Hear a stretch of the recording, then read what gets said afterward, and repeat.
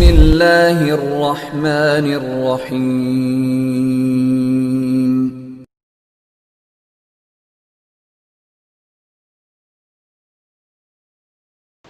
Innal hamdalillah nahmaduhu wa nasta'inuhu wa nastaghfiruh wa na'udzu billahi min shururi anfusina wa sayyiati a'malina. May yahdihillahu fala mudilla lahu wa may yudlil fala hadiya lahu. Wa ashhadu an la ilaha illallah wahdahu la sharika lahu wa ashhadu anna Muhammadan 'abduhu wa rasuluh. يا أيها الذين آمنوا اتقوا الله حق تقاته ولا تموتن إلا وأنتم مسلمون. يا أيها الناس اتقوا ربكم الذي خلقكم من نفس واحدة وخلق منها زوجها وبث منهما رجالا كثيرا ونساء واتقوا الله الذي تساءلون به والأرحام إن الله كان عليكم رقيبا. يا أيها الذين آمنوا اتقوا الله وقولوا قولا سديدا يصلح لكم أعمالكم ويغفر لكم ذنوبكم ومن يطع الله ورسوله فقد فاز فوزا عظيما. أما بعد فإن أصدق الحديث كتاب الله وخير الهدى هدى محمد صلى الله عليه وسلم وشر الأمور محدثاتها وكل محدثة بدعة وكل بدعة ضلالة وكل ضلالة في النار. وبعد, ma'asyiral muslimin, sidang Jumat yang dirahmati Allah.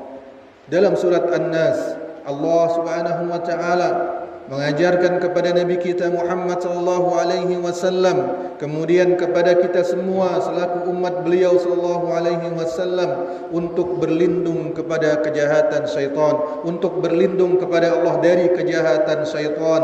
Dan untuk berlindung dari kejahatan syaitan tersebut, Allah mengajari kita untuk menyebut namanya 3 kali. Qul a'udzu birabbin nas, katakanlah aku berlindung kepada Rabb manusia, Malikin nas, raja manusia, Ilahin nas, sesembahan manusia, min syarril waswasil khannas, dari kejahatan bisikan-bisikan tersembunyi syaitan.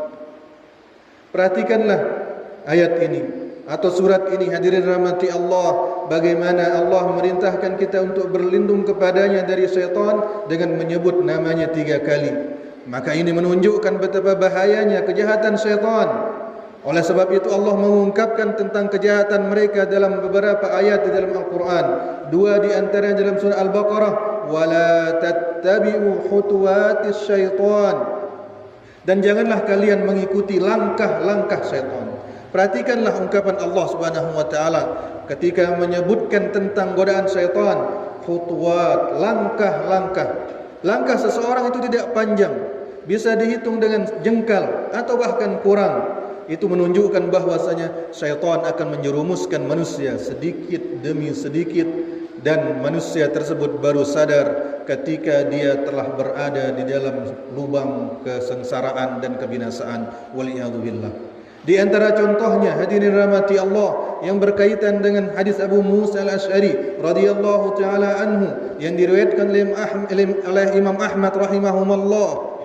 Rasulullah sallallahu alaihi wasallam bersabda, Ayyuhan nas, ittaqu hadha syirka fa innahu akhfa min dabibin namli.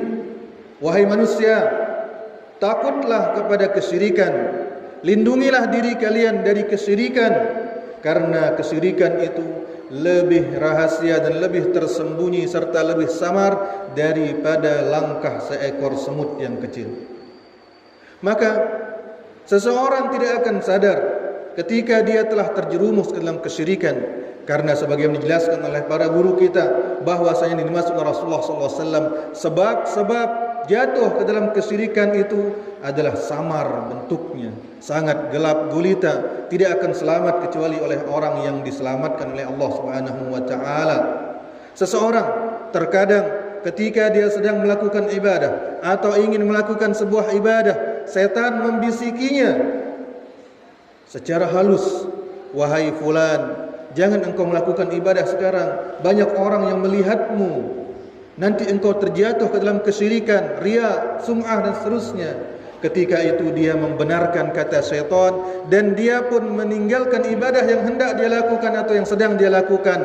Tanpa sadar dia telah termakan oleh jebakan syaitan melakukan kesyirikan yang lain, yaitu meninggalkan sebuah ibadah gara-gara manusia. Para ulama kita menyebutkan bahwasanya seseorang tidak boleh melakukan ibadah karena manusia dan tidak boleh pula meninggalkan sebuah ibadah karena manusia. Lihatlah bagaimana samarnya godaan syaitan berkaitan dengan syirik. Cocok Nabi kita Muhammad SAW mengingatkan dalam hadis yang kita baca tadi. Seseorang merasa dirinya ingin mencontohkan kepada orang lain, namun dia tidak sadar bahwa dia sedang memamerkan ibadahnya dan seterusnya. Maka berhati-hatilah terhadap kesyirikan ini dan sering-seringlah berdoa sebagaimana diajar oleh Nabi SAW dalam hadis yang tadi. Allahumma inna na'udzubika an nusyrika bika syai'an na'lamuhu wa nastaghfiruka lima la na'lamuhu. Ya Allah, kami berlindung kepadamu, jangan sampai kami melakukan kesyirikan sementara kami mengetahuinya. Dan kami meminta ampunan kepadamu ya Allah atas dosa yang kami lakukan tanpa kami ketahui. Aqulu qawli hadza wa astaghfirullah li wa lakum.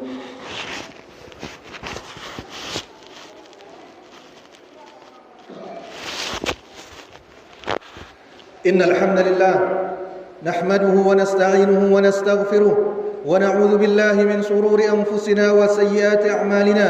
May yahdihillahu fala mudilla lahu ومن يضلل فلا هادي له وأشهد أن لا إله إلا الله وحده لا شريك له وأشهد أن محمدا عبده ورسوله أما بعد.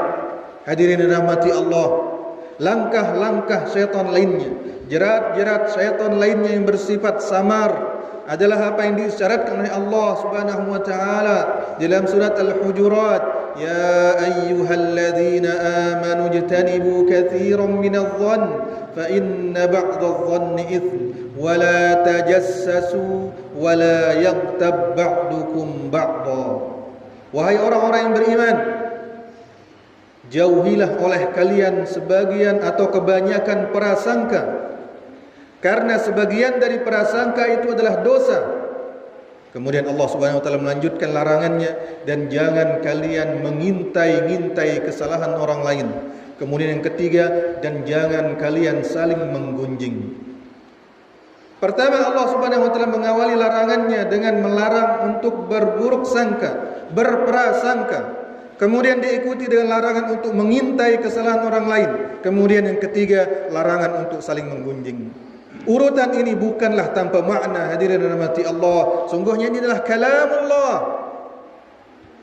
Ketika seseorang memiliki prasangka, maka dia merasa harus mengecek kebenaran dari prasangkanya tersebut. Akhirnya dia mengintai-intai kesalahan orang lain untuk mengecek prasangka yang dia rasakan. Ketika dia mengecek prasangka tersebut benar adanya atau tidak benar adanya, maka dia dituntut untuk berbicara. Maka dia pun membicarakan orang lain dan jatuh ke dalam dosa besar berikutnya, itu ghibah, menggunjing orang lain yang tidak akan diampuni oleh Allah Subhanahu wa taala kecuali seseorang bertaubat di dunia dan beramal soleh sebanyak-banyaknya, namun di akhirat dia akan bertanggung jawab dihadapkan oleh orang yang digunjingnya. Perhatikanlah bagaimana syaitan menjerumuskan seseorang. Dia menganggap ghibah itu boleh karena di awal dia berburuk sangka, kemudian mencari kebenarannya, ternyata itu benar. Lalu dia membicarakan orang yang menzaliminya tanpa alasan ataupun tanpa izin dari syariat. Maka inilah dia khutuwatus syaitan, langkah-langkah syaitan yang pendek namun menyampaikan seseorang ke dalam api neraka ketika dia mengikutinya.